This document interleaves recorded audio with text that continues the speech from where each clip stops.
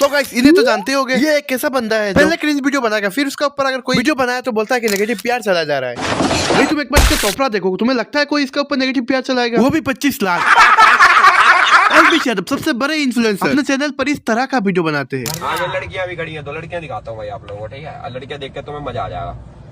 नहीं, मजा करने वाली लड़कियां तो नहीं है भाई। कह रहा है एक तो लड़की के रूप में लड़का था। वाह एलविश भाई ने कॉमेडी कर ली, हंस लो। वाह मेरे एलविश की व्यूअर, ऑन कैमरा में तुम्हारे इन्फ्लुएंसर ने लड़कियों को लेकर क्या कॉमेडी किया है। अगर तुम इन सब चीजों को एंजॉय कर रहे हो, तुम लोगों को लैट्रिन में जाकर डुबकी लगाना चाहिए। देखो मुझे गाली देने से पहले मैंने क्या बोलना चाहा और तुम्हें क्या समझना चाहिए, एक बार प्लीज फिर से देख लेना। समझ में आ रहा है?